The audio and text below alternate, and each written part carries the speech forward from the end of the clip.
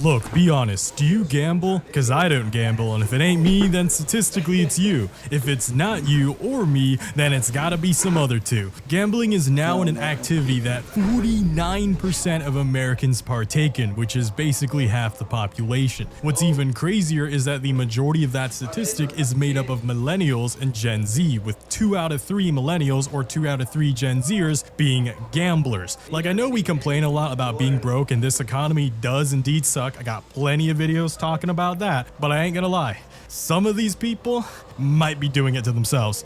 Oh, but Bladed, it's not gambling, it's betting. They're totally different things. Look, that defense is the same energy as people who say, it's not a pyramid scheme, it's a multi-level marketing scheme. Or, I'm not showering, I'm just applying water and soap to my body. Whether you call it pissing or peeing, it's both the same thing. People who bet thousands on Kalshi are as much of gambling degenerates as any traditional gambler is. They're trading assets. It's investing, really. Definitely not gambling. How much money do you think you've lost gambling? That's a hard topic because 8 figures or 9 figures? the loss is over 100 million. But that Not too long ago, it was a lot easier to spot someone who's a gambling degenerate because they usually had to fly to Vegas every week or visit some rundown casino, or even worse, some cracked out back room in a gas station that had a couple of slots. Nowadays though, it's impossible not to be inundated with tons of gambling media, and there absolutely are a lot of people you know close to you who are absolute gambling degens. Like, for example, not even the weebs could escape it. Like, before any of them want to laugh at sports normies for betting, I already know that a lot of those weebs were swiping multiple hundreds of dollars to grow parasocial attachments to their gacha waifus. Meanwhile, the rest of gaming culture is still fighting for our lives to stop AAA developers from marking up games to $100, yet these gacha degenerates will swipe away a fat hundo just for the chance at getting an anime baddie. Not even a guaranteed, bro, a chance, a minuscule chance, by the way. This is how cooked we are as a society, where we've become so desensitized to anything that has incorporated gambling in it that some people are perfectly okay with dropping $100 without a second question just to still only get the possibility of getting something back from it. Like, sure, I'm about to spend the rest of this video laughing at sports bettors and other Kalshi degens, but on the tier list of gambling addicts, I still think gacha players are definitely amongst the worst, since at least sports bettors have a chance to make money back, right? No one is buying any used Genshin account for anywhere near the amount of money that was sunken into it, because without power creep works, it means these waifus get outdated within like weeks to months. They don't have any longevity, there's no investment, there's no return. This is somehow the most net negative gambling structure known to man that weebs have somehow trapped themselves in. Crazy gacha crash out aside, let's talk about the gambling epidemic that is a lot more prevalent, which is obviously with sports, or obviously card games, and even horse betting. And truth be told, even if you don't know how to play blackjack or poker, it doesn't even have to be traditional gambling games. You could literally bet on anything, legit anything nowadays. Bob told us that they were going to test the alien craft that night. We live in the era where you can bet on anything thanks to the internet, and I don't know why I said thanks to. It's more of an unfortunate tragedy, because if someone wanted to, they could make a Kalshi about whether I'll make another car video or if I'm gonna keep posting these situational slop fests. Except please don't bet on that, since the answer is probably super obvious. I'm tired of releasing another car video that's just gonna bomb, get cloned by 10 automotive AI slop channels, all while I barely get views from mine because car culture is dead. So obviously I'm gonna continue that slop grind. Shout out to all my non-car viewers who watch these videos, so please like and subscribe for more situation slop. Anyways, if you don't know what Kalshi or Polymarket are, it's probably for the better, and you should probably keep it that way, but for the sake of this video, I will explain to you what they do. They're betting apps that allow people to bet on various things like sports, politics, or even completely mundane and random things like whether or not a celebrity shows up to an event.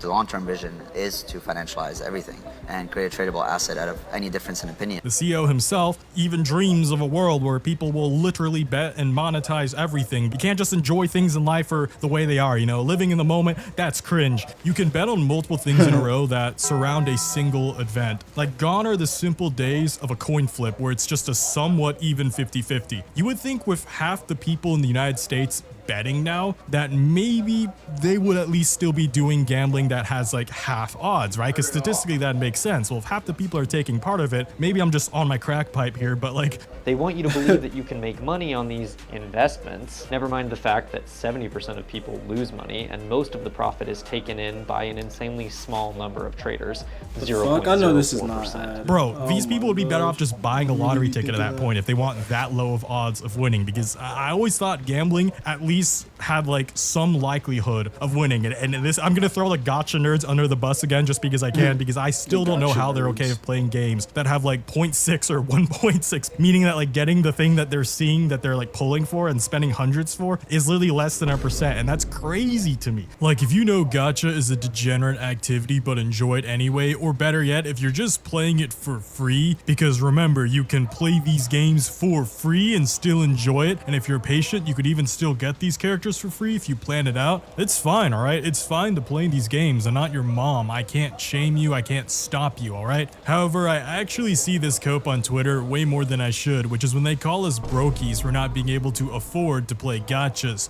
Meanwhile, they're pushing 40, living with their mom, don't have a car, still has no job, and if you've watched my brokey epidemic video, then you already know it's always the brokest of the broke who call others brokies. Check out that video if you haven't already after this one, of course. Like, there are so many other games, by the way, that you can buy and enjoy for like $475 instead of just a chance at a single character in a gacha game. My problem isn't spending $500 on video games, especially if you're spending it on several banger titles that you know you're going to enjoy for a long time, instead of dropping it on one character who gets outdated in a few weeks. To me, it's about like the value of the money spent that bugs me, not so much the way it's spent. And that's, like I said, just that poor decision making is usually made by people who are actually broke. Yet people are out here just dumping cash on things with less than a 1% chance in all aspects of gambling. And at least with people who play the lottery, they're not just going through several bands each time they play. It's just a few dollars here and there, and not hundreds to thousands. And more importantly, they still have to be over 18, just like with traditional casinos. That way, before they can ruin their life with gambling the normal way, they at least have to have their brains somewhat developed. But these apps, meanwhile, because of that, because of that gray zone, can get people hooked young. And if they get people young, chances are they get them for life. A study from Common Sense Media finds 36% of boys 11 to 17 report gambling in the past year.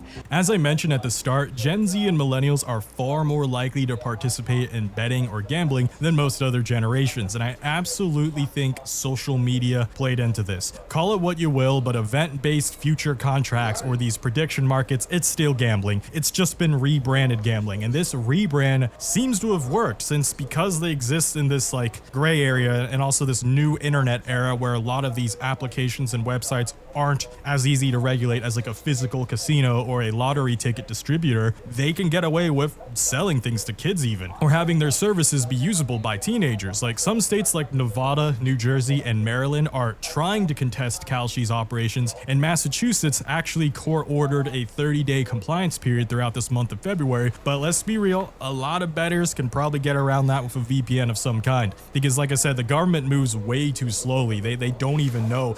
Most of those people don't even know what a VPN is probably still.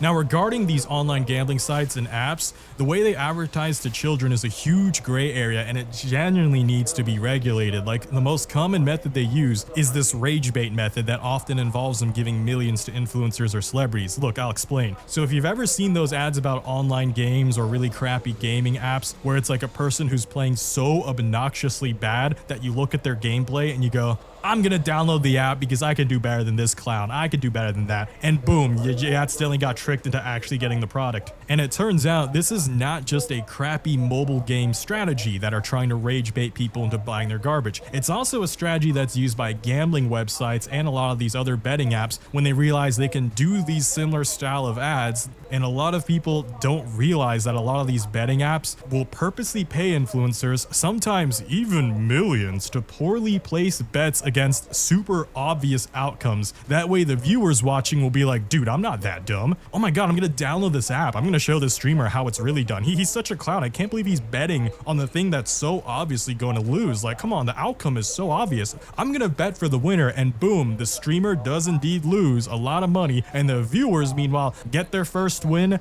because once these companies get the viewers' foot in the door, they've got them hooked. I almost hate how ingenious it is, but these ads are designed to create spectacle and to purposely attract younger viewers and their inner competitive nature and purposely rage bait them. But CoffeeZilla has a whole video going over a lot of the shadier stuff these websites do, and I'm just gonna link his video in the description and move on. Now, another annoying way they advertise to people and also rage bait people, and you're probably gonna see it in the comments below, is with comment bots that spam the annoying cope. Well, these people just hate gambling because they're scared to lose 7 grand.